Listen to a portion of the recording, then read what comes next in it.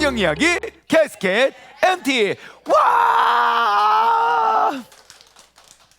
네, 오늘 우리 재미있는 성경 이야기 캐스켓 MT의 신약 두 번째 시간에 함께하신 여러분 모두를 주님의 이름으로 환영합니다. 자, 우리는 지금 구약 성경과 신약 성경의 큰 그림을 그려가고 있습니다. 예, 그것을 우리는 캐스켓 MT라고 이야기하고 있습니다. 구약은요, CASKET 6개의 시대로 시대를 우리가 파악하고 있으면 구약의 39권의 그런 모든 이야기들 우리가 풀어올 수가 있고요. 그리고 신약은 EMPTY 5개의 시대만 기억하면 신약 성경을 다 풀어 헤칠 수가 있습니다. 자, 그래서 우리는 지금 신약 성경에 대해서 나누고 있고요. 자, 신약의 첫 번째 이는 무엇이죠? Expectations, 대망의 시대입니다. 네, 기원전 430년에서 기원전 6년까지의 내용을 이제 오늘 우리가 함께 나눠볼 계획이고요. 이 M은 뭐죠? 메사이아, 메시아 시대입니다. 메시아 시대는 기원전 6년부터 기원 후 33년까지인데요. 그 메시아 시대에 관련된 그러한 성경의 책자는 복음서이지요. 마태, 마가, 누가, 요한복음이 해당이 됩니다. 자, 세 번째 P는 뭐죠?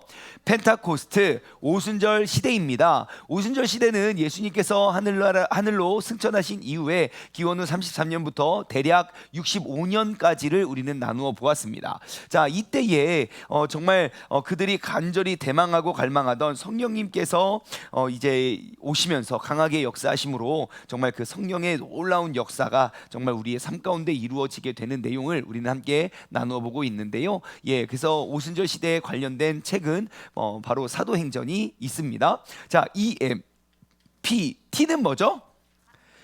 티칭, 가르침의 시대입니다. 이 마찬가지로 기원 후 33년부터 95년까지 대략 95년까지로 우리는 보고 있는데요. 이 시대에 관련된 성경이 로마서부터 유다서까지, 즉 21권의 서신서에 대해서 우리가 함께 나누어 보고 있습니다. 그리고 마지막 Y는 yet to come, 아직 임하지 않은 시대, 기원 후 95년부터 이제 예수님께서 다시 오실 그때까지 우리는 이제 대망의 이제 예수님의 오심을 우리는 기다리고 있는 것입니다.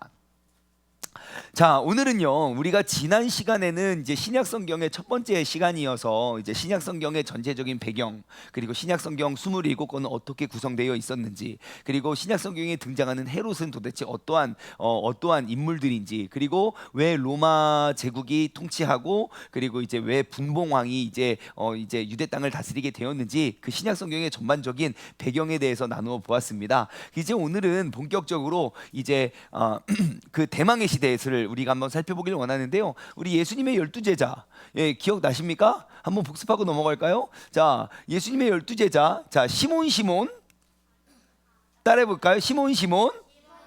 그 다음 또 동명이인이 누가 있죠? 아니요, 야고보. 야고보.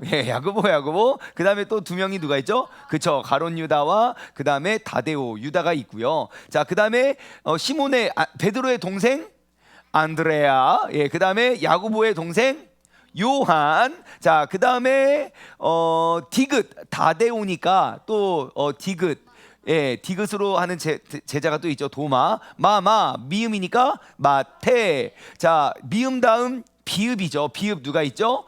빌립과 바돌로메. 이렇게 12명의 제자, 우리는 너무너무 쉽게 잘 외웠어요. 그래서 12명의 제자가 있고, 네, 그 다음에 그 이야기는 이제 구약 성경으로부터 대망의 시대로 이어지게 됩니다. 자, 여러분, 그 중간사, 그러니까 하나님께서는 모든 역사를 이제 구약의 기원전 430년 동안 430년에 이제 말라기의 역사는 끝나고, 그 다음에 이제 신약이 시작되기 바로 직전까지 성경에는 어떠한 기록이 없어요. 그래서 한간에는 하나님께서는 침묵하셨다라고 이야기도 하지만 그것은 침묵하신 것이 아니라 하나님께서 다니엘에게 약속하시고 다니엘에게 말씀하셨던, 다니엘에게 보여주셨던 그 모든 환상을 하나님께서 이루어 가시는 그러한 시간이고 그러한 과정이었어요. 근데 다니엘이 보았던 환상대로라면 그 이제 크고 엄청난 이제 두 개의 환상을 보거든요. 이제 짐승들이 나오는 환상도 보고, 그리고 머리 갑옷 입고 막 다리 이렇게 무너졌던 그러한 이제 그런 철 갑옷을 입은 그런 사람의 환상을 보게 되는데, 그러한 시대가 지나가면 지나갈수록 정말 그 모든 신상을 무너뜨리는 하나의 돌이 영원히 존재한다는 것을 알 수 있습니다. 그래서 이제 전 세계를 다스렸던 그러한 시대들이 하나씩 이제 지나가게 될 때마다 우리는 하나님께서 어떻게 일을 행하셨는지 우리는 알게 되고, 그리고 이 성경을 연구하고 성경을 기억했던 그 유대 사람들은 이제 예수님께서 그 메시아가 곧 오겠구나라는 기대를 하게 만드는, 그 기대를 조성하게 되는 시대가 바로 대망의 시대입니다. 자, 하나님이 오실 왕에 대한 그 기대감을 조성합니다. 근데 그 기대감은요, 예언되어져 있던 그런 모든 예언처럼 정말 너무너무 힘들고 어려운 박해와 극심한 어려움 속에서 그들은 절망하지 아니하고, 오늘 우리 큐티책 본문처럼 하나의 소망, 그 소망을 붙잡고 담대히 선포했던 그런 모습을 발견할 수 있게 되는데요. 여러분, 대망의 시대는요, 우리가 딱 5개의 큰 사건을 기억했으면 좋겠어요. 몇 개의 큰 사건이라고요? 5개의 큰 사건이에요. 여러분 캐스켓 차트에 보시면, 캐스켓 차트 대망의 시대를 보시면 우리 5개의 땡땡땡 큰 글씨가 있죠. 그 5개에 대해서, 5개의 사건에 대해서 오늘 우리가 쭉 한번 나누어 보기를 원하는데요. 그 대망의 시대 때 우리가 기억해야 할 그 첫 번째 큰 주제는 바로 이것입니다. 한 목소리를 읽어볼까요? 시작. 이스라엘이 헬라 세계의 일부가 되다입니다. 이스라엘이 헬라 세계의 일부가 되는 내용입니다. 구약 성경이 맨 마지막 끝쳐질 때 남유다가 어떠한 제국에 의해서 무너지게 되죠? 바벨론 제국에 의해서 무너집니다. 그리고 그 바벨론 제국을 하루아침에, 그러니까 성문을 열지 않고 그 엄청난 바벨론 제국을 무너뜨린 제국이 누굽니까? 바사 페르시아 제국이었습니다.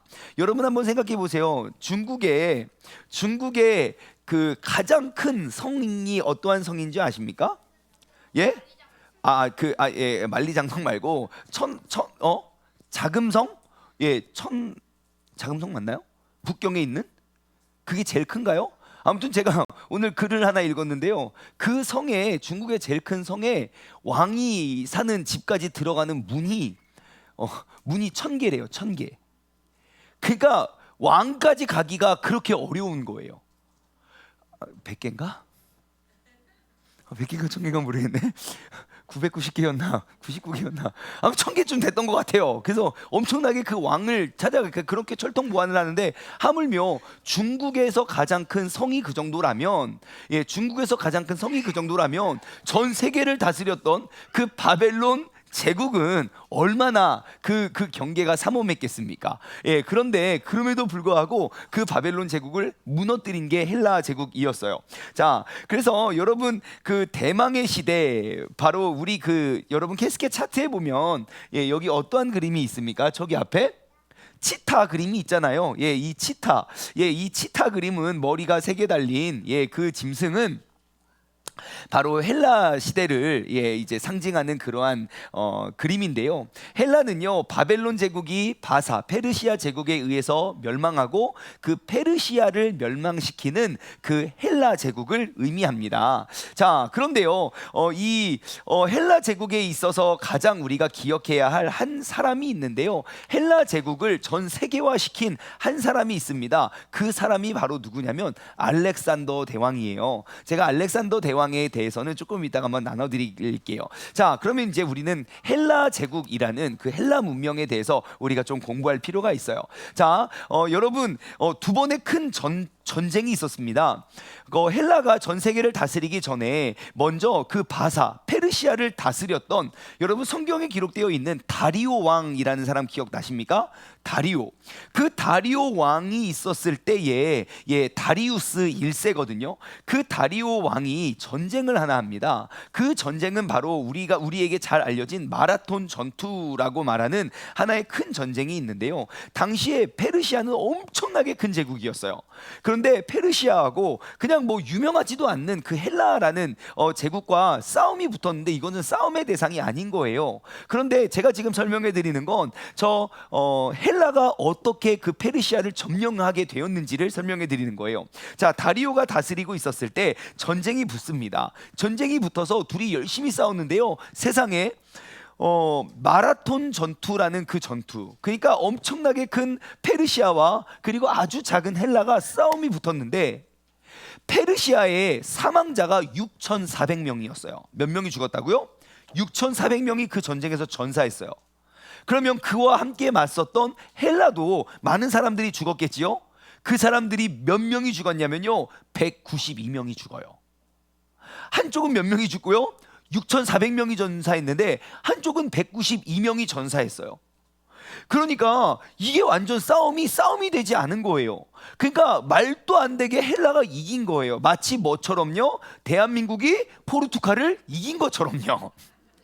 여러분, 포르투갈 오늘 새벽에 경기를 했더라고요. 예, 스위스랑 했나요? 6대1로 이겼어요. 6대1. 우리는 그 포르투갈을 2대1로 이겼는데요. 우리가 브라질을 만났으면 안 됐습니다. 예, 그렇죠. 예, 대진은 조금 거시기 했지만 그래도 우리나라 선수 너무 잘했어요. 아무튼 당연히 포르투갈이 한국을 이기겠지라고 생각을 했지만 진짜 딱 붙어봤는데 결국 한국이 포르투갈을 이긴 것처럼 당연히 야, 저 큰 페르시아 제국을 누가 물리치나라고 했는데 정말 페르시아 군인들이 6,400명 전사하는 동안 단지 192명만 딱 전사를 한 거예요. 그러니까 이제 그 페르시아가 이제 후퇴를 하는 거예요. 우리가 승리한 거예요. 그래서 그 승리의 기쁜 소식을 어떻게 빨리 전할 수 있겠습니까? 빨리 전할 수 없잖아요. 그래서 그 승리한 그 승리의 기쁨을 페이디피데스라는 사람이요, 막 달려갑니다. 어디까지? 그 아덴까지 달려갑니다. 그래서 그 헬라 군사 한 명이 그 페이디피데스라는 사람이요, 42km를 달려와서 그 아테네에 도착해서 우리가 이겼습니다 하고 박수를 쳐요. 그래서 그 사람을 기리는 그것이 이제 시초가 되어서 오늘날 마라톤이 42.195km를 뛰는 거예요. 그래서 그 모든 올림픽의 시작이 바로 아테네라는 곳. 예, 왜 그러한지 이따가 또 설명해 드릴게요. 자, 그렇게 해서 그 마라톤 전투를 승리하게 됩니다. 그래서 그 다리오라는 그 페르시아의 왕, 그의 아들, 그 유명한 아하수에로라는 사람이 있습니다. 누구라고요? 예, 아하수에로는요, 그 역사적으로 크세르크세스라는 왕인데요, 이것이 발음이 되게 달라요. 아하수에로, 크세르크세스 발음은 되게 다른데 사실 이게 같은 이름입니다. 그래서 헬라식 표현이 크세르크세스, 히브리식 표현이 아하수에로예요. 근데 이 아하수에로가 이제 또 등장을 하지요. 자, 그 아하수에로가 어디에 등장합니까? 에스더에 보시면 그 에스더의 남편이 아하수에로예요. 예, 그 이야기를 조금 한번 해드릴게요. 자, 다리오의 아들 아하수에로가요, 항상 마음속에 그 원한이 있는 거예요. 누구에 대한 원한이요? 헬라에 대한 원한이요. 왜요? 그 사람들이 우리 아버지 제국을 격침하고 우리를 너무너무 힘들게 만들었거든요. 그래서 계속 그 헬라는요, 힘을 키웠어요. 그래서 그 아하수에로가 이제 아버지의 패배를 내가 복수하겠다. 그래서 칼을 갑니다.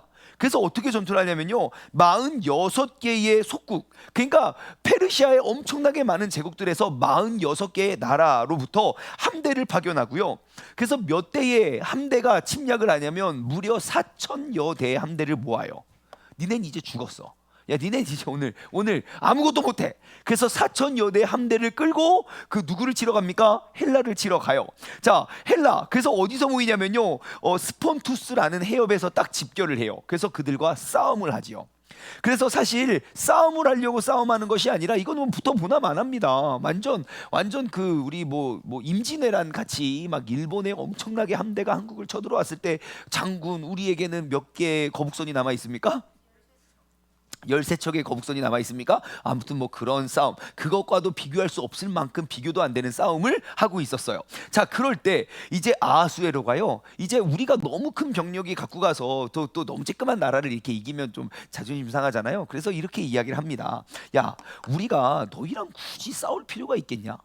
야, 너희가 항복을 의미하는 그 항복의 의미로 흙과 물을 가져와라. 그래요. 그러니까 그들의 생명수와 그들의 땅을 우리에게 바쳐라. 예, 그리고 우리에게 조공을 바쳐라 라고 이야기를 해요. 전령을 보내요. 그래서 그렇게 전하죠. 그때 이제 그 스파르타의 왕 레오니다스라는 사람이요, 딱 그 전령에게 딱 그럽니다. 와서 가져가시오. 아, 기가 막히지 않습니까? 와서 가져가시오. 그래가지고요, 그 스파르타인 300명으로 이루어진 그 군대가요, 어디서 또 싸우냐면요, 아주 좁은 협곡에서 모여서 기다려요. 예, 그래서 엄청난 군대가 어차피 그들을 싸우기 위해서 그 협곡을 지나가게 될 때 그 협곡에서 엄청난 전략을 세워서 그 사람들을 끝까지 그 엄청나게 셀 수도 없이 많은 사람들과 싸워요. 그렇게 해서 이 역사를 배경으로 만들어진 영화가 있죠. 예, 그 좀 이제는 좀 된 영화인데 그 영화의 제목은 바로 300이라는 영화가 바로 이 전투를 기록하고 있는 거예요. 그 300이라는 영화에 보시면요, 되게 좀 잔인한 그런 영화긴 한데 저는 아직도 기억이 생생해요. 나는 관대하다. 그게 이제 크세르크세스 아수에로예요. 키도 엄청 크고 성격도 굉장히 괴팍하고요. 모든 것들이 다 자기 원하는 대로 다 해야 되는 것. 그래서 그 사람들을 그 사람들과 끝까지 싸워요. 그래서 끝까지 버티다가 또 그 300명 중에 또 한 명이 또 그를 배신해요. 예, 그래서 그 배신하는 결과로 나라가 무너지게 되지요. 자, 그렇게 해서 이제 아수에로와 또 크세르크세스의 이야기를 나누어 보았고요. 또 우리 헬라 시대에 이제 스파르타 전쟁이 있었고요. 자, 그다음에 또 우리가 기억해야 될 것은 철학, 예술, 문화의 황금기가 바로 그러한 이제 시대가 됩니다. 여기 보면 저기 하나의 건축물이 있잖아요. 여러분, 헬라 시대 때는 저 건축물, 그러니까 헬라의 모든 정말 고전 문화의 황금기를 이끄는 게 헬라. 그리고 그 중심에는 아테네가 있지요. 자, 여기에 저 건물이 왜 이렇게 세워놨냐면요, 전 세계 건축 역사상 없었던 그러한 형태의 그런 기둥과 그러한 이제 조형물들을 만들어 놨어요. 저 위에 이렇게 세모나게 있는 저 그림에 세모나게 있는 그 부분이 있잖아요. 거기를 보면요, 실제 사람들, 저 삼각형을 박공이라고 하는데요. 예, 그 박공은 실물 크기의 조각상을 저기 안에 새겨 놓은 거예요. 근데 저기 대표적인 건물에는 뭘 새겨 놓는지 아십니까? 192명의 그 전쟁에서 살해당한 사람들이 있잖아요. 목숨을 걸고 그 페르시아를 물리쳤던 그 사람들을 실제 크기로 다 조각을 만들어서 저기다가 새겨놓는 특이한 그런 역사와 문화의 그러한 장을 새롭게 열게 되었지요. 그래서 헬라 제국은요, 정말 철학, 예술, 문화, 과학 그런 모든 시대에서도 황금기의 시대를 달립니다. 그래서 여러분들 우리 모두가 알고 있는 철학자 소크라테스, 플라톤, 아리스토텔레스, 그리고 뭐 조각가인 페이디아스, 그 여러 가지 일들, 그리고 지금도 아직도 세계 7대 불가사의에 속하는 상아와 금으로 만든 12m짜리 제우스 신, 그 동상, 예, 아직도 7대 불가사인데요. 이걸 어떻게 만들었지? 그때 그 헬라 제국 때 만들게 되었다는 거예요. 뿐만 아니라 시들과 희곡과 역사 이런 모든 것들을 만들게 된 것이죠. 얼마나 이들이 역사와 문화에 큰 힘을 가지고 있었냐면요, 여러분, 분명히 성경은 구약 성경에 기록되어 있는 그 히브리 문화와 히브리 배경, 히브리 언어로 쓰여진 책이 성경입니다. 근데 그 모든 히브리어 성경을 헬라어로 바꾸어 낸 게 그들의 문화예요. 그들의 힘이죠. 그러니까 그 모든 역사와 전통을 지켜냈던 그러한 사람들입니다. 자, 그리고 그리고 우리가 기억해야 할 한 사람은 바로 알렉산더라는 사람입니다. 알렉산더는요, 정말 엄청난 사람이에요. 알렉산더의 전투를 지금도 연구를 하는데요. 알렉산더는요, 살아서부터 죽을 때까지 알렉산더는 단 한 번도 패배한 전투가 없습니다. 그래서 지금도 군사학자들은 아직도 그 알렉산더의 그 군사학교에서는 그의 전략을 연구하고 모든 인류 역사의 역대 최고의 뛰어난 전략과 그리고 전장 지휘자로 평가받는 사람이 알렉산더예요. 한 번도 패배하지 않아요. 그리고 그가 죽는 그 순간까지 엄청난 계획을 가지고 있습니다. 전 세계를 정복하고 다스릴 그런 많은 계획들. 그러면 알렉산더에게는 그러한 지혜가 어디서 났는지 아십니까? 알렉산더를 과외시켜준 과외 선생님이 있어요. 과외 선생님이 누군지 아십니까? 네? 알렉산더의 과외 선생님 여러분 모두가 알고 있는 사람이에요. 바로 유명한 아리스토텔레스예요. 여러분, 전쟁하는 사람은요, 싸움만 준비하는 게 아니에요. 그런 역사관과 그러한 철학이 준비되어 있어야 돼요. 그래서 여러분, 우리가 성경을 공부하는 게 그렇게 중요한 거예요. 우리가 그 성경적인 사상을 가지고 세상의 모든 것들을 풀어낼 줄 아는 사람들이 정말 세계를 지배하고 다스려요. 왠 줄 아세요? 하나님의 말씀과 하나님의 계획으로 세상 만물이 창조되었기 때문에, 그래서 우리는 말씀을 떠나면 안 되는 거예요. 세상에 그 어떤 뛰어난 학문과 그 철학보다 그 철학 위에 있는 학문이 신학이에요. 아시겠습니까? 이렇게 자신감을 잃은 것 같은 분위기인데. 그래서 하나님의 말씀을 여러분 오늘 큐티했습니까? 오늘 통독은 했습니까? 큐티 책이 없어 성경 보고 하면 되죠. 통독은 했습니까? 우리 친구들 화이팅. 그쪽은 내가 안 본다고 주영아 오늘 성경 읽었니? 예, 그저 웃지요. 할렐루야. 이내야 이내. 그저 웃지요. 네. 자, 아무튼 알렉산더에게는요 그 아리스토텔레스라는 선생님이 있었고, 그를 통해서 그는요 그냥 싸움만 배운 것이 아니라 그 모든 전 세계를 다스릴 수 있는 그 지혜를 다 얻게 되었어요. 그래서 여러분은요 정말 하나님의 말씀이라는 성경이라는 그런 좋은 교과서가 있고, 그 살아계신 하나님 그리고 우리에게 말씀하시고 우리를 인도하시는 그 성령님을 통해서 여러분들 세상을 싸워 정말 백전백승할 수 있는 그러한 지혜를 우리가 얻어갈 수 있는 우리 모두가 되었으면 좋겠습니다. 그래서 그 알렉산더라는 사람은 그 멈추지 않고요, 그 알렉산더가 21년 동안 싸워서 다스리고 통치했던 그 거리가 어디까지냐면요, 총 이동 거리가 35,000km를 활보하면서 세계를 점령했던 사람이 그 알렉산더 대왕임을 여러분들 꼭 알았으면 좋겠어요. 그런데요, 알렉산더가 죽기 전에 어떻게 되느냐? 자, 우리 두 번째 큰 제목 한번 읽어볼까요? 시작. 이스라엘이 알렉산더의 후계자들의 전쟁으로 고난을 받다. 자, 이것이 되게 중요한 사건인데요, 알렉산더가 기원전 323년, 알렉산더는 헬라로 돌아가지 못한 채 이른 나이죠, 젊은 나이 33살에 죽음을 맞이하게 됩니다. 근데 사실 알렉산더가 죽기 이전에 그가 남겨놓은 그 기록을 보면요, 알렉산더가 전 세계를 다스리고 장악할 그러한 계획을 가지고 있음을 우리는 알 수 있어요. 알렉산더가 계획했던 그 제국은 이런 거예요. 거대한 해군을 조직해서 칼을 타고 원정에서 나서려고 했고요. 그러니까 어마어마한 해군을 준비해서 이제 다른 대륙까지 진출할 계획을 세웠고요. 그리고 북아프리카 전역을 연결하는 길과 항구를, 또 고속도 일단 도로를 내야 우리가 점령을 하잖아요. 그 도로를 건설할 것, 그리고 종교 중심지에 거대한 신전들을 세우려고 했고, 애굽의 피라미드에 필적하는 규모의 아버지를 위한 그런 묘를 헌정하려고 했고, 그리고 민족 간의 혼합 결혼을 통해서 혈연 관계에 묶어서 세상을 더욱더 우리가 하나 되는 그러한 화목한 세상을 만들자, 우리는 하나다, 이런 계획들을 다 세워놨는데요, 그냥 하루아침에 그냥 병에 걸려서 죽었어요. 그러니까 인간이요, 아무리 멋지고 화려한 계획을 세우더라도 생명을 주관할 수 있는 그러한 주관자가 될 수 없으니 우리가 정말 허무하게 죽을 수 있는 거예요. 그래서 하나님을 믿는 게 중요해요. 왜냐하면 하나님은 우리의 모든 생명의 주관자 되시기 때문이죠. 그리고 우리는 모든 역사를 통해서 알 수 있는 건 무엇이냐면요, 인간이 아무리 멋지고 화려한 계획을 할지라도 하나님이 허락하지 않으면 이루어질 수 있는 것이 없고요, 아무리 뛰어나고 위대한 인간이 하나님의 뜻을 거스르려고 해도 하나님은 여전히 하나님의 약속을 이루어 가신다는 거예요. 그러므로 우리가 뛰어난 인간이 되려고 하는 것이 아니라 뛰어난 하나님의 말씀을 연구하는 사람이 되어야겠지요. 그래야 아직 이루어지지 않은 그러한 귀중한 일들을 우리 모두가 이루며 나아가게 되는 것입니다.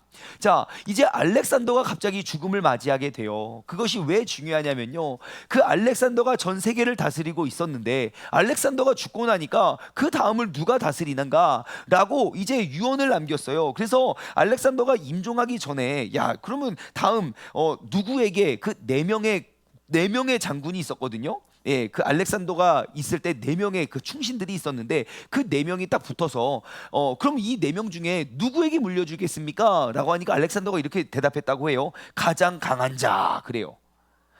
예, 가장 강한 자. 그런데요, 알렉산더의 후계자가 몇 명이었다고요? 4명이었어요. 근데 제가 재밌는 거 한번 말씀드려 볼까요? 다니엘서 8장 8절 한번 볼게요. 다니엘서 8장 8절.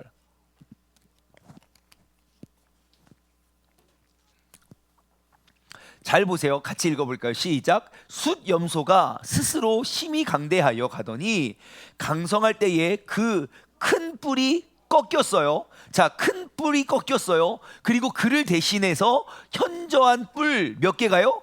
4개가 하늘 사방을 향하여 났더라. 그래요. 와, 큰 뿔 하나가 꺾였는데 그 밑에 작은 뿔들이 몇 개가요? 4개가. 근데 알렉산더라는 누구와도 비할 수 없는, 비교할 수 없는 그 큰 뿔 하나가 꺾이고 나니까 4명의 장군이 붙었어요. 그래서 그 전 세계를 다스려 장악했던, 알렉산더가 장악했던 그 많은 나라들을 4군데로 나눠서 그들이 계속 정말 끊임없는 싸움을 계속합니다. 계속 그 내전이 있다가 그러다가 4개의 장수가 얼마나 많이 싸우냐면요, 2세기 동안 싸워요.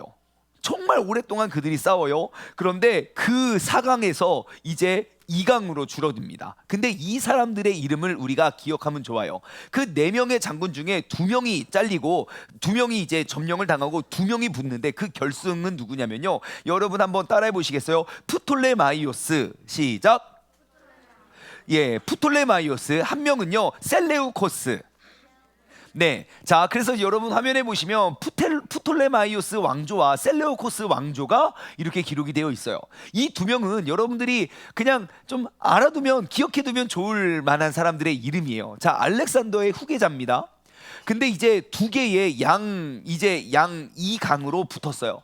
근데 우리가 이것을 기억하기 위해서 여러분, 프톨레마이오스하고 셀레우코스가 어디를 다스렸냐면, 프톨레마이오스는 피읍이잖아요. 그래서 파라오는 어디의 왕이죠? 이집트 애굽의 왕이죠. 그래서 프톨레마이오스는요, 그 알렉산더가 다스렸던 그 많은 땅 중에 애굽 지역을 다스렸어요. 그래서 애굽, 그 아프리카 지역을 다 다스려서 이제 유럽이랑 아시아로 막 치고 올려오려고 하는 게 프톨레마이오스고, 그 셀레우코스는 시옷이잖아요. 어디 지역을 다스렸냐면 수리아 지역은 어디냐면요, 지금으로 말하면 뭐 터키 그쪽 지역이에요. 그러니까 예루살렘, 이스라엘에서 위로 쭉 올라가면 거기 아무튼 그 북쪽에 있는 그쪽 지역이에요. 그러니까 아래서는 치고 올라오죠. 위에서는 그걸 막기 위해서 또 치고 내려가죠. 왜냐면 우리 어디든 이겨야 되니까요. 그러니까 아래서는 이제 그 아시아와 유럽 대륙으로 치고 올라오는 그 프톨레마이오스가 있고, 위에서는 또 그것을 저지하기 위해서 내려와서 싸움이 붙는단 말입니다. 자, 그렇게 큰 엄청난 고래들이 싸우면 누구 등이 터집니까? 예, 새우만 등 터져요. 근데 그 싸움의 격전지가 어딜까요? 하나님이 딱 찍어놓은 그 약속의 땅 가나안 아니겠습니까? 아, 기가 막혀요. 하나님이 그냥 딱 찍으면요, 거기서 전쟁이 끊이지가 않아요.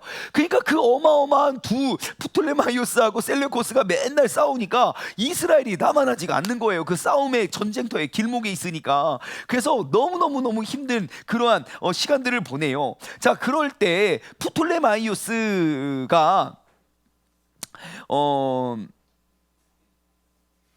프톨레마이오스 1세가요, 이제 헬라 문화와 그리고 그러한 전통, 기독교의 전통들 같은 것들을 되게 이렇게 받아들였던 사람이에요. 그리고 프톨레마이오스라는 사람을 우리가 기억했으면 좋겠는데, 프톨레마이오스 2세가 무엇을 하냐면요, 그러니까 지금 계속 전쟁 중이에요. 누가 세냐 하고 있었을 때 프톨레마이오스 2세가 좀 난 사람이에요. 이 사람이 학식과 그 문화적 소양이 굉장히 뛰어난 인물로 기록이 되어 있거든요. 그런데 그 사람이 그래서 알렉산드리아라는 그 엄청난 도서관의 모든 책들을 다 읽었다는 설이 있어요. 그러니까 그 당시 그 철학과 문화와 예술과 그런 문학을 연구했던, 그러니까 도서관이 엄청나거든요. 근데 그러한 책을 다 섭렵하다가 이 사람이 뭘 발견하냐면요, 모든 책들을 그냥 그 책 욕심 있잖아요. 그것들을 다 이렇게 했는데, 야, 이 유대 땅에서 엄청난 문서, 엄청난 책을 발견한 거예요. 야, 이거 뭐냐 하니까, 야, 이게 무슨 뭐 이 사람들의 역사라고 말하고, 이게 뭐 하나님의 말씀이라고도 말하고 했던, 그러니까 히브리어로 기록된 구약 성경을 발견하게 돼요. 그래서 이 프톨레마이오스 2세가 어떤 일을 하냐면요, 그 하나님의 말씀이 내가 여태까지 읽었던 모든 책과는 다르다는 걸 알았어요. 그래서 유대 땅에 12개의 지파가 있잖아요. 12개의 지파, 각 지파에서 한 지파에 6명의 대표자를 뽑아요. 그 지성인을. 그러면 12지파니까 몇 명이 뽑혔습니까? 제가 너무 어려운 질문을 드렸죠. 12 곱하기 6은 72명이지요. 그래서 72명이 모여서 히브리어로 기록되어 있는 그 성경책을 헬라어로 옮깁니다. 그것이 지금까지 남겨져 있는 가장 완벽한, 가장 훌륭한 번역이라고 말하는 70인역 septuagint라는 그러한 번역을 이루어내요. 지금까지도 가장 잘 번역되어진 그러한 책 누구에 의해서 번역되어졌습니까? 그 이방 나라 이방 민족의 왕을 통해서 하나님이 또 그러한 귀한 일들을 합니다. 그래서 지금까지 현존하는 모든 성경 중에 가장 권위 있는 번역이고요. 구약의 번역된 구약 성경 중에 가장 오래된 권위 있는 책으로 알려지게 되어 있지요. 자, 그러다가 이제 프톨레마이오스하고 셀레우코스하고 열심히 싸우다가 이제 누가 이기는지 아십니까? 네? 누가 이기냐면 셀레우코스가 이깁니다. 더 세잖아요. 뭔가 뭐 셀레우 내가 뭐 더 세요. 아이쿠야 이게 실수하면 이렇게 되는구나. 아이고야 이거 처음부터 다시 봐야 되는구나. 자, 셀레우코스가 더 세요. 여러분 우리가 어디 다스렸냐고? 자, 프톨레마이오스는 어디요? 파라오 애굽을 다스렸고요. 셀레우코스는 수리아 그 위쪽에서. 근데 결국 셀레우코스가 이겨요.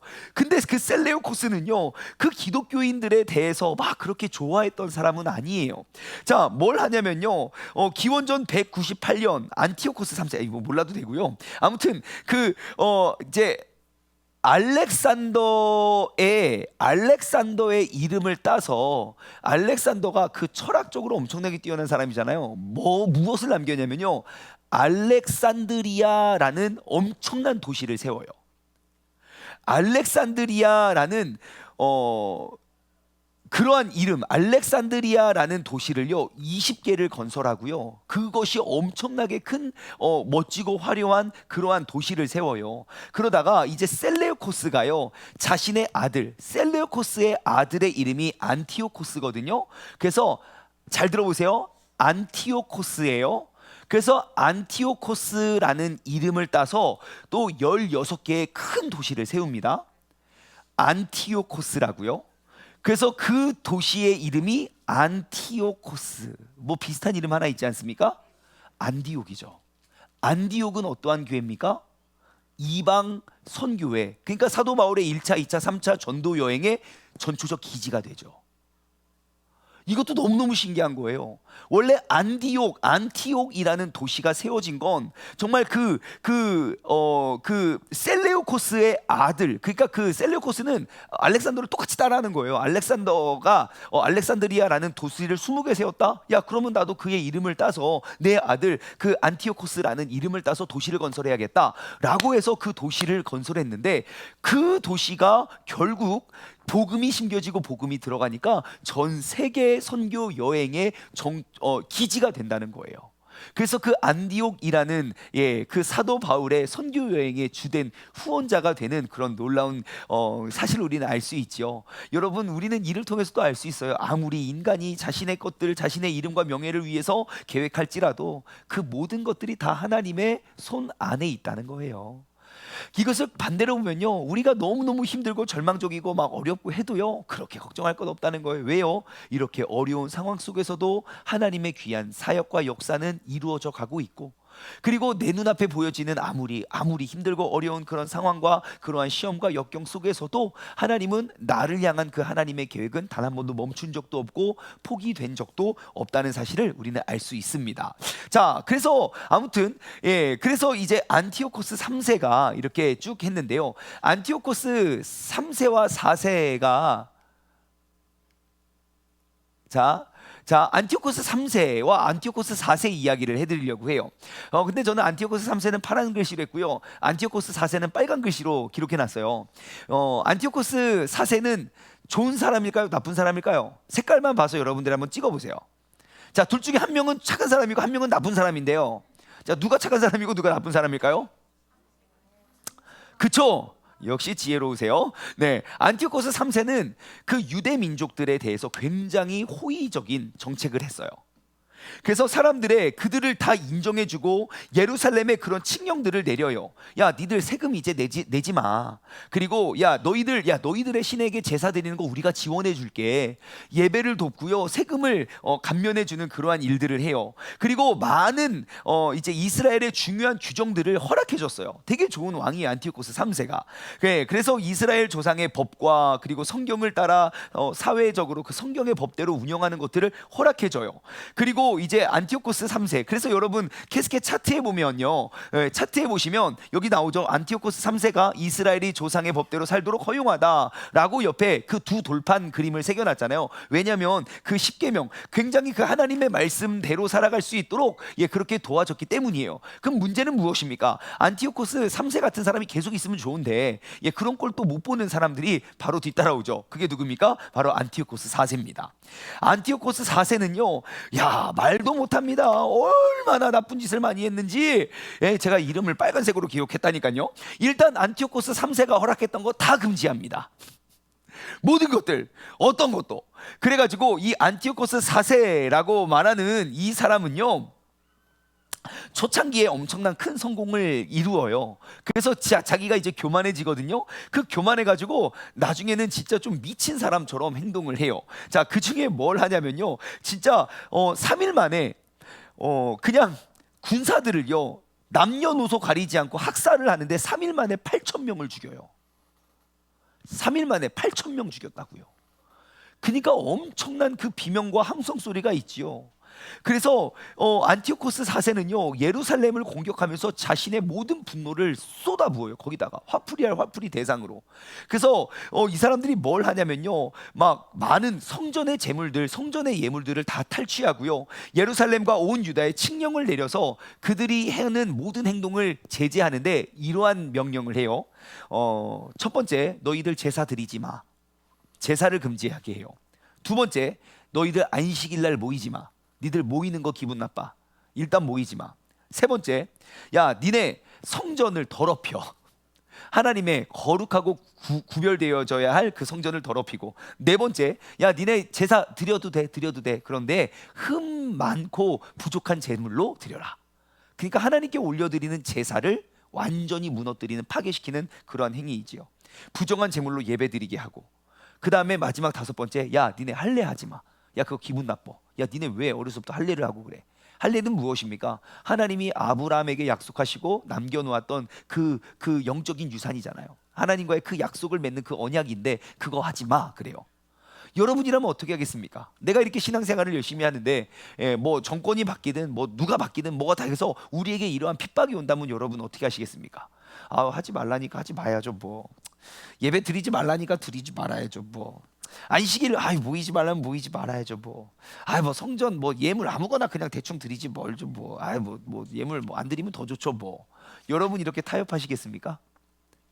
유대인들도요, 그들의 그런 모든 것들을 이렇게 받아들였던, 대부분은 받아들였어요. 그래서 어떻게 되냐면요, 안티오코스 4세가 이렇게 이러한 행동을 했을 때요, 그의 백성과 그의 성전, 그 하나님의 성소가 상상할 수 없을 만큼 더럽혀져요. 성전이요, 환락으로 가득 차고요, 제단은 아주 끔찍하고 부정한 제사들로, 제물들로 뒤덮였고요, 안식일을 지키는 것이 금지가 되었고요.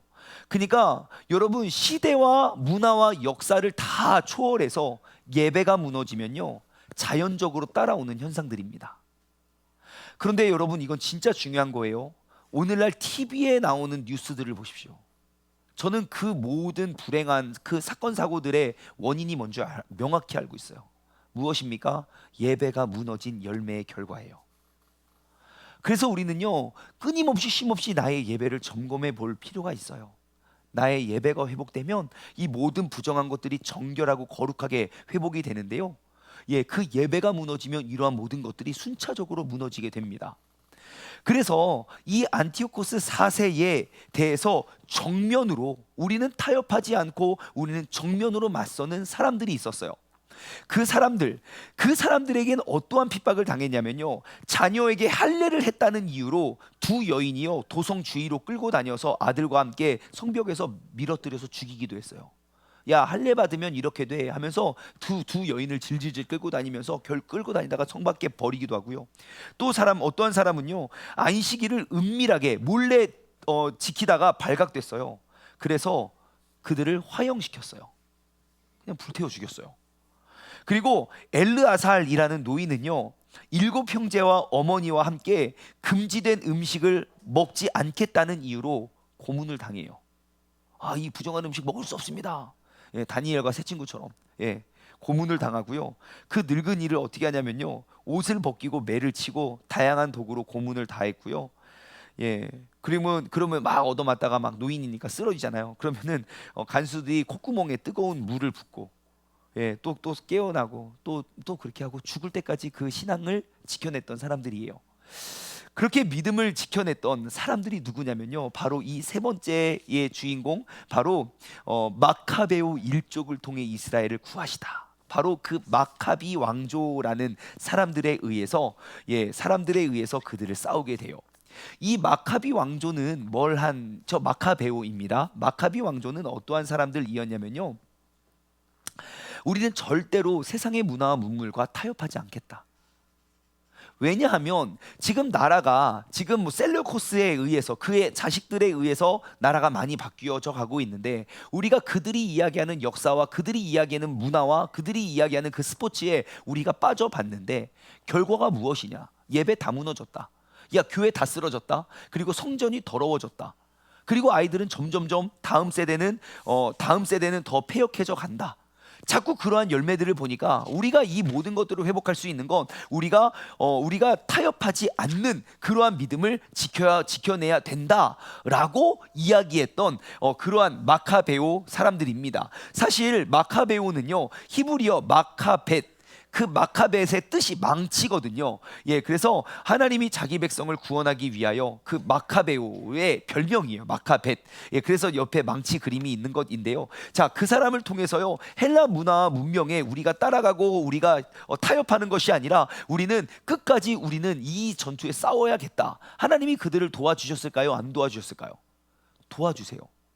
그래서 정말 그 바벨론 제국에 의해서 또 이스라엘은 또 점령당하고, 페르시아 제국에 의해서 점령당하고, 그리고 헬라 제국에 의해서 점령당했을 그때에 다시 그 신앙과 믿음을 지켜내고자 했던 그 사람들이 싸움을 합니다. 그래서 기원전 164년 12월 14일 164년 12월 14일 그들은요, 마침내 그 나라를 다시 되찾아요. 그래서 하나님의 제단에서 번제를 드리면서 이렇게 외칩니다. 하누카. 그래요. 하누카라는 그 히브리 말은요, 헌신이라는 뜻 알고 있거든요. 그래서 성전이 훼손된 지 3년 만에 그들은 그 성전을 다시금 봉헌해서 하나님께 올려드립니다. 그래서 이 사람들을 통해서 얻어진 그런 귀한 지혜가 있어요. 그건 무엇이냐면, 하나님의 백성은 문화와 타협하면 세상에서 그들의 존재 자체를 위협받을 수 있는 아주 중요한 교훈을 받습니다. 그래서 여러분, 마귀가 교회를 무너뜨리고 교회를 쓰러뜨릴 때 뭐를 통해서 접근하는 줄 아십니까? 바로 이러한 문화예요. 노래, 게임, 그런 것들로 기독교인들을 다 파괴시켜요. 왜요? 중심을 지켜야 할 그리스도인들만 무너뜨리면 세상은 다 집어삼킬 수가 있거든요. 그래서 여러분들 막 그렇게 연예인에 빠져 사는 거 성경적으로 절대 좋지 않습니다. 너희들 좋아하는 연예인 있니? 라고 하면 없다고 이야기할 거지. 있어? 아, 없지. 그럴 줄 알고 있었다 내가.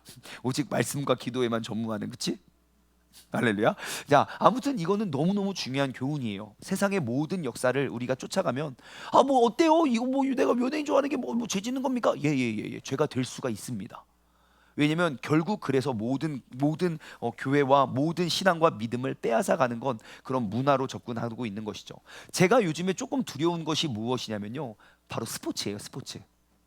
헬라 시대 때도 그랬거든요.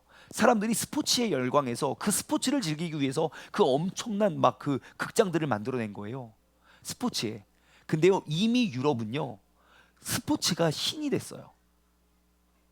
축구가 어느 정도냐면요, 못했던 팀을 잘 이렇게 이끄는 그런 훌륭한 감독이 있잖아요. 그 감독의 말이 곧 하나님이에요.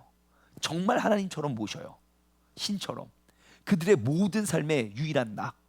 내가 열심히 일해가지고요, 그 축구 티켓 하나 사요. 시즌권 하나 사고 맨날 그 경기 있을 때마다 가서 응원하는 게 삶의 유일한 낙이에요. 꿈도 없고 미래도 없고 하나님도 없어요. 근데 점차 미국의 사회도 그렇고 한국의 사회도 그렇게 되어가고 있다는 것이 너무 무서워요. 그래서 우리는 다시 한번 이 하나님의 이 지난 역사를 통하여 하나님의 말씀을 우리가 기억하는 것이, 다시 한번 회복하는 것이 얼마나 중요한지 다시 한번 돌아보았으면 좋겠어요. 자, 아무튼 이 마카베오 일족을 통해서 그 나라를 다시금 찾고요. 그 마따디아 가문 이후에 하스몬가라고 하스몬 가문이 있거든요. 그 하스몬 가가 이제 이스라엘을 통치하게 됩니다. 아시겠죠? 지금 헬라 제국이 다스렸지만 지금 하스몬가에 의해서 이스라엘을 다시 이제 되찾았어요. 하스몬가. 그래서 이스라엘을, 그 하스몬가가 그 어려운 상황 속에 자신들의 믿음을 그리고 자신들의 나라를 딱 지켰는데요. 그때 하스몬가에게 조공을 바치던 한 사람이 있었는데 그 사람의 이름이 무엇이냐면 바로 안티파터라는 사람이에요. 안티파터는요, 그 유대인들, 그 이스라엘 그 유대인이 아니라 그 바로 밑에 붙어 있는 에돔 땅, 에돔. 그러니까 이스라엘은 야곱의 후손이고요. 그리고 에돔은 에서의 후손이에요. 옆에 딱 붙어 있어요. 맨날 싸워요. 맨날 싸워요. 그런데 네가 세네 내가 세네 맨날 침략하고 했던 그 에돔이 그 하스몬가가 다스렸던 이스라엘 때, 야, 하스몬가 진짜 대단하구나. 그래서 그 안티파터라는 사람이 그 에돔 사람인데 하스몬가에게 조공을 바쳐요. 그러다가 이제 전 세계적으로 어떠한 일이 벌어지게 되냐면요, 이제 헬라 제국을 하루아침에 집어삼킨 그러한 또 엄청나게 무서운 사람들이 있었는데 그 사람들이 누구냐면요, 바로 로마인이었어요. 자, 로마의 폼페이우스라는 장군이요, 엄청난 전쟁 기술과 능력으로요 그 모든 것들을 다 집어삼키기 시작했어요. 그래서 하스몬가 역시 그 안티파터에 의해서 또 점령을 당해요. 그런데 그 에돔을 다스렸던 안티파터가 그 조공을 여기 그 하스몬가, 그러니까 이스라엘을 다스렸던 그 하스몬에게 조공을 바치다가 딱 세계의 정세를 보니까, 야, 이 하스몬이 못 버티겠는데? 하스몬이 헬라는 이겼지만 이게 지금 신흥 강국 그 로마를 이길 수는 없겠는데?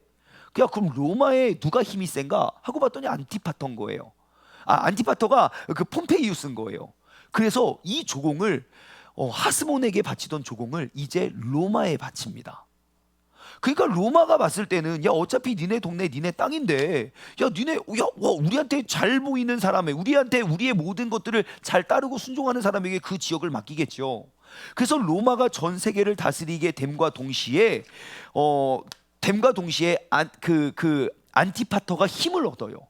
그 안티파터 1세, 안티파터 2세 밑에 안티파터 2세 아들 중에 이름이 바로 그 유명한 헤롯 대왕이 그 가문에서 나와요. 그래서 이스라엘 그 유대 땅을 다스리는 게 유대인이 아니라 그 에돔 사람 헤롯 대왕이 그 모든 것들을 다스리게 되는 역사적인 배경이 있는 거예요. 그러니까 유대의 왕이 났다는 건 그 유대의 왕, 유대에서 나온 왕이 아니고요, 그 이방 민족의, 그러니까 우리는 유대 땅의 주인도 아니에요. 우리는 에돔 땅의 주인이에요. 하지만 자신의 권력과 그 소유욕 때문에 그 욕심을 가지고 막 그 모든 조공을 바치고 아부를 하고 막 그런 걸 다 해가지고 얻어내었던 그 왕좌를 놓칠 수가 없는 거예요. 그래서 열심히 노력을 한 거예요. 자, 그 상황 가운데 그 로마 제국을 이제 만들어냈던 폼페이우스는 진짜 대단합니다.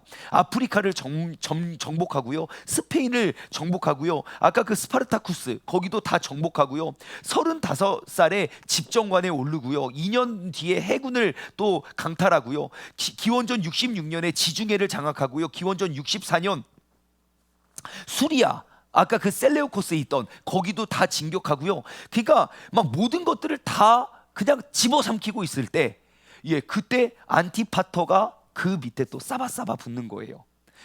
그래서 그 폼페이우스가 마침내 예루살렘을 포위하고 그 예루살렘의 통치권을 바로 그 안티파터에게 주고, 안티파터의 아들인 그 헤롯 대왕이 그 모든 지역을 다스리게 되는 거예요. 그리고 우리가 지난 시간에 나눠 보았지만 헤롯이 죽고 헤롯은 죽을 때까지 괴로웠어요. 이걸 누구한테 물려주나. 결국 세 명의 아들들에게 헤롯 안디바, 헤롯 빌립, 그리고 헤롯, 이름이 너무 많았군요. 누군가 세 명에게 아무튼 나눠주죠. 아켈라오, 헤롯 아켈라오 그 세 명에게 나눠주지요. 예, 그렇게 해서 아무튼 나눠주는 그러한 역사적인 배경이 시작됐다는 걸 우리가 알 수 있습니다. 자, 이제는 이 폼페이우스 장군이 다스렸던 그 많은 나라들, 이제는 그 나라들을 이제 하나로 합쳐서 하나의 공화정을 만들어요. 그래서 율리오 가이사, 그 시저라는 호칭이 여기서 생겨요. 그래서 공화정은 이제 여러 명이 통치하던 그러한 나라를 이제는 하나로 통합해서 한 명이 그 모든 것들을 다스리게 하자라고 해서 이제 로마의 제국이 돼요. 그래서 그 로마의 제국, 로마의 황제, 그 로마를 다스리는 사람을 이제 시저라 부르기 시작한 거예요. 시저. 예, 그래서 그 시저가 이제 로마의 그 어마어마한 그런 많은 그러한 제국과 나라를 이제 만들게 되어서 우리가 지난 시간에 그 시저들의 이름을 쭉 우리가 한번 살펴보았는데요. 이제는 아구스토라는 사람이요. 예, 그 풀네임은 가이우스 율리우스 카이사르 옥타비우스라는, 역사적으로 옥타비우스라고 유명히 알려지죠. 예, 그 사람이 이제 율리오 가이사 시저가 되어서요 전 세계에 이제 로마를 다스리는 그러한 사람이 됩니다. 그래서 그 사람이 이제 월계관을 쓰고 전 세계를 다스리는 사람이 되었을 때에 이제 신약 성경의 역사는 이제 막 그 시점에 기록되어지게 되어 있지요. 자, 그래서 이제 그러한 일들이 다시 이루어지게 되었고요. 우리가 알아야 될 건 기원전 63년 폼페이우스가 다시 예루살렘을 포기했고, 폼페이우스는 로마의 장군입니다. 그리고 율리오 가이사 그 시저가 이제 공화정, 그냥 각자가 다스리던 나라를 한 명이 다스리는 제국으로 바뀌게 됐고, 초대 이제 시저가 이제 율리오 가이사 카이사르, 예, 그래서 카이사르라는 그 이름, 예, 가이사랴 빌립보도 이제 카이사르의 황제의 이름을 따서 세워진 도시라는 것, 예, 그리고 초대 황제가 가이사 아구스토, 예, 가이사 아구스토였고, 그 다음에 그리고 이제 헤롯 대왕을 이제 그 지역을, 유대 땅을 맡아라라고 헤롯을 세우게 되지요. 자, 그 중간사의 마지막 우리가 기억해야 할 다섯 번째 큰 사건, 한 목소리로 같이 읽어볼까요? 시작. 이스라엘이 메시아를 고대하다. 하나님이 구약에서 주신 약속들을 기다리다. 자, 여태까지 지난 400년간, 그러니까 430년간 그 중간사 역사 동안 일어났던 전 세계의 흐름을 우리가 살펴보았어요. 그래서 페르시아, 그 어마어마한 페르시아를 그 알렉산더가 이끄는 헬라가 점령했고, 그 어마어마한 그 헬라 제국을 이제 알렉산더가 죽고 4명의 장군이 있었는데 그 중에 2명 누구요? 프톨레마이오스, 그 다음에 누구요? 셀레우코스. 프톨레마이오스는 어디를 다스렸습니까? 예, 파라오, 피읍이잖아요. 예, 그래서 애굽 땅, 그 셀레우코스는 수리아 지역 위에. 그래서 그 둘이 열심히 싸우다가 누구 등만 터졌다? 네, 이스라엘 등만 터졌다. 예, 그러다가 결국 셀레우코스가 더 셌어요. 그래가지고 셀레우코스가 다스렸던데, 그러다가 그들이 문화를 막 그 기독교를 핍박하고 박해하다가 이제 하스몬가, 예, 그 사람들이 다시 이스라엘을 찾았지만, 예, 그들이 그것이 오래가지 못하고 폼페이우스라는 로마의 장군이 그 모든 것들을 다 점령하게 됩니다. 자, 이러한 상황들을 이렇게 보니까 유대인들 입장에서는 너무너무 힘들고 어려운 거예요. 성전이 파괴된 기원전 586년부터 그리고 기원전 430년, 그리고 그 기원전 0년에 이르기까지 너무너무 어려운 일들의 연속이고 반복이었던 거예요. 그러다 보니까 이 사람들이 머릿속에 떠오르는 게 있죠. 그 무엇입니까? 다니엘의 환상이었어요. 정말 다니엘이 보았던 환상처럼 정말 그 모든 것들이 이렇게 하나하나 이루어지게 되는 거예요. 그래서 정말 이게 신약이 넘어왔군요. 예, 정말 그 다니엘이 보았던 그 곰과 같은 그 바사 페르시아 제국이 무너지고, 그리고 정말 그 치타 표범과 같이 전 세계를 빠른 속도로 집어삼켰던 그 치타와 같던 그 표범도 무너지고, 그 다음에 뿔이 10개 달린 그 짐승, 10뿔 달린 짐승, 그 10뿔 달린 짐승이 로마를 의미하거든요. 그래서 그 로마 제국이 그들을 다스리고 있었을 때에 사람들은 기억해요. 그 다음에서는 진짜 왕이 오는구나.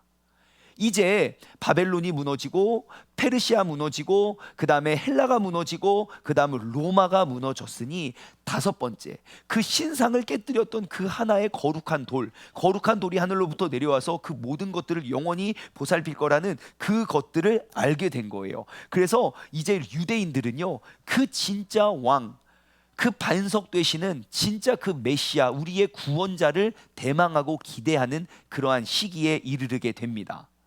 그래서요, 그 헤롯은 자신의 욕심을 위해서 그 끊임없이 그 가이사에게 조공을 바치고요. 그래서 거대한 신전을 만들어냈고 그 도시를 이제 가이사랴라고 그 도시를, 멋진 도시를 만들어서 헌납해요. 이것은 당신의 이름으로 만들어진 그러한 멋진 도시입니다. 그래서 예수님이 제자들과 함께 가이사라 빌립보 지역을 가죠. 그래서 제자들에게 물어보죠. 야, 사람들이 나를 뭐라고 부르냐? 뭐 엘리야라고 말하고, 뭐 이사야라고 말하고, 뭐 선지자라고 말하고, 뭐 그럽니다. 그럼 너희는 나를 뭐라고 부르냐? 그러니까 그때 베드로가 진짜 멋진 말하죠. 뭐예요? 주는 그리스도시요 살아계신 하나님의 아들이시다. 왜 그러냐면요, 그 황제의 이름을, 황제의 칭호를 따서 만들어진, 세워진 도시는요, 몇 가지 특징이 있어요. 일단 첫 번째는 일정 규모 이상의 도시여야 돼요. 대도시여야 돼요. 작은 시골 마을은 그렇게 될 수가 없어요. 그러니까 가이사라 빌립보는 굉장히 큰 대도시였어요. 또 한 가지, 그 도시 곳곳에 황제의 동상과 형상의 모습을, 황제를 상징하는 동상들이 세워져 있는 거예요. 그래서 예수님이 제자들에게 물은 거예요. 왜냐하면 가이사라 빌립보 지역에 딱 들어가니까 그러한 황제의 동상들이 많이 세워져 있는 거예요. 야, 너희들은 나를 뭐라고 생각하냐? 라고 물어본 거예요. 또 한 가지 특징은 무엇이냐면요, 그 도시 가장 정중앙, 가장 그 핵심이 되는 곳에 그 황제를 위한 그러한 예배당 같이 그런 성지를 만들어야 되는 거예요. 그러니까 그렇게 이단이 가득하고 그렇게 우상이 가득한 도시에 예수님께 찾아가 진짜 신이 누구인지를 가르쳐주는 내용이 바로 그러한 내용입니다. 자, 그래서 헤롯은요, 그 가이사가 하는, 그 로마 제국을 다스렸던 가이사가 하는 거 모든 걸 다 따라합니다. 그래가지고요, 가이사에게 잘 보이기 위해서 뭐 가이사가 하는 걸 다 따라하고, 예, 그렇게 말하고 이렇게 만들어내었고, 예, 그리고 아무튼 그 헤롯은 진짜 나쁜 짓 많이 하다가 결국 죽음을 당하게 되지요. 자, 그래서 결국 헤롯은요, 경제, 군사, 건축명에서는 큰 성과를 이루었지만 이스라엘 출신이 아니에요. 그러면 영원히 이스라엘 사람들에게 존경과 인정을 받을 수가 없어요. 그래서 조롱을 받아요. 그러니까 헤롯이 화나잖아요. 그러니까 무자비한 통치와 무거운 세금으로, 예, 그 사람들 더 돈을 뜯어내서 로마 제국에 더 조공을 바쳤으니까 헤롯하고, 예, 그 유대인들이 친할래야 친할 수가 없는 사람들인 거죠. 예, 그래서 그 유대인들은 그 헤롯의 가족들을 되게 미워했고 싫어하게 되었다가, 예, 결국 이제 메시아가 올 것이다라는 그 하나님을 대망하고 갈망하면서 우리는 이제 그 대망의 시대를 마치려고 합니다. 여러분, 한 가지 사진을 보여줄게요. 헤롯 대왕이 내가 유대인들을 얼마나 사랑하고 유대인들을 얼마나 위하는지, 내가 유대인들을 위해서, 예, 이런 것까지 했습니다라고 또 아부를 떨어야겠지 않겠습니까? 그래서 헤롯 대왕이 만든 게 뭐냐면 무너진 예루살렘 성전을 다시 재건해요. 그래서 솔로몬의 성전이 있었고 무너지죠. 흔적도 없이 사라지죠. 그 다음에 언제 또 성전이 재건됩니까? 우리가 성전 재건 시대, 구약의 마지막 성전 재건 시대, 성전이 다시 재건이 되잖아요. 근데 그 성전도 이 싸움 중에 무너져요. 그래서 이제 신약 성경에 나오는 성전 나오죠. 그거는 헤롯이 세운 헤롯 성전이거든요. 헤롯 대왕이 그 사이즈가 어느 정도면 이만해요. 솔로몬 성전이 저만하고요, 헤롯 성전은 4배나 커요. 예. 그러면서 이제 잘 보이는 거죠. 내가 이 유대인들을 위해서 유대인들의 전통을 따라서 이렇게 멋진 성전을 지었습니다. 헤롯이 얼마나 공들여 지은지 아십니까? 이렇게 생겼어요. 그래서 그 헤롯 성전에 보면 이제 저기 이제 성소 있고요. 그 앞에 네, 뜰들이 있죠. 이스라엘 뜰, 뭐 나오는 물, 여인의 뜰. 그래서 나중에 저 앞에, 맨 앞에 있는 큰 운동장 같은 데가 여인의 뜰이거든요. 그 여인의 뜰을 둘러싼 그 벽이 있잖아요. 그 벽에 어떠한 경고문이 있냐면요, 이방인들은 이 담벼락을 넘어갈 수 없습니다 라는 경고문이 있어요. 그래서 그 경고문을요, 각 나라의 언어로 다 써놨어요. 왜냐면 니네 못 읽어서 실수로 들어왔다는 말을 듣지 않기 위해서. 근데요, 사도 바울이 저 담벼락 높이가 한 1m 조금 넘는데요. 그러니까 사람이 어른이 쓰면 그 담벼락이 어른 키보다 낮아요. 근데 사도 바울이 저 안에 여인의 뜰 안에서 이렇게 거닐다가 그 이제 그 밖에서 그 여인의 뜰 성벽 밖에 있는 이방인과 대화하다가 사도 바울이 이방인을 성전 안에 들였다라는 오해로 사도 바울이 감옥에 갇혀요. 그렇게 되는 거예요. 아무튼 저렇게 생겼어요. 그런데요, 그 건축 기간을 보면 솔로몬 성전을 7년 6개월 동안 건축하거든요. 근데 헤롯은요, 저 엄청난 헤롯 성전을 46년이나 지어요. 그렇게 해서 지었던 46년 들여서 지었던 성전이에요. 근데 많은 사람들이 예수님을 쫓아다니면서 뭐라고 물어봅니까? 야, 저 성전, 헤롯 성전을 딱 보면서 야, 저거 반드시 다 무너질 거야. 돌 하나도 남지 않을 거야. 그리고 저 성전을 3일 만에 다시 세울 수 있다고 예수님이 이야기하니까 사람들이 예수님을 미워하지 않을 수가 없는 것이죠. 자꾸 이상한 소리만 했었고 그러니까. 그래서 예수님이 나중에 고통을 당하신다라는 것 알아두면 좋을 것 같습니다. 자, 이렇게 해서 우리가 이제 구약 성경의 5개의 큰 대망의 시대를 우리가 마치도록 하겠습니다. 마지막으로 우리가 그 5개의 큰 타이틀을 우리가 한번 읽어보고 마칠까요? 자, 첫 번째 1번 우리 대망의 시대 기억해야 할 5가지 사건. 1번 시작. 이스라엘이 헬라 세계의 일부가 된다. 두 번째 2번 시작. 이스라엘이 알렉산더의 후계자들의 전쟁으로 고난을 받는다. 3번 시작. 하나님이 마카베오 일족을 통해 이스라엘을 구원하시다. 4번 시작. 이스라엘이 로마에 다시 굴복하다. 마지막 5번째 5번 시작. 이스라엘이 메시아를 고대하다. 하나님이 구약에서 주신 약속들을 기다린다. 이제 이 신구약 중간기의 이 내용들이 조금 머리에 담겨지시죠? 기도하고 마치고 다음 주에는 메시아 시대의 첫 번째 시간으로 넘어가도록 하겠습니다.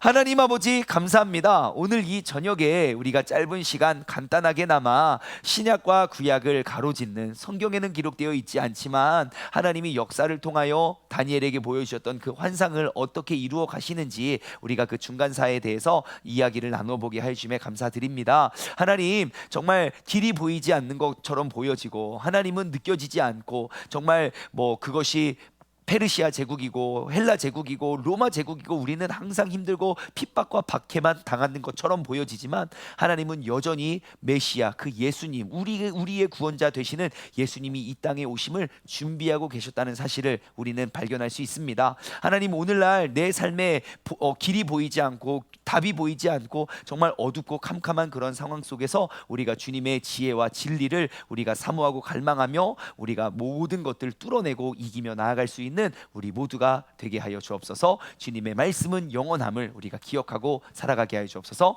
감사드리며 이 모든 말씀 살아계신 예수 그리스도의 이름으로 감사하며 기도드리옵나이다. 아멘. 주기도문으로 마치겠습니다. 하늘에 계신 우리 아버지여, 이름이 거룩히 여김을 받으시오며 나라에 임하옵시며 뜻이 하늘에서 이루어진 것 같이 땅에서도 이루어지리이다. 오늘날 우리에게 일용할 양식을 주옵시고 우리가 우리에게 죄 지은 자를 사여 준 것 같이 우리 죄를 사여 주옵시고 우리를 시험에 들게 하지 다만 악에서 구하옵소서. 나라와 권세와 영광이 아버지께 영원히 싸움나이다.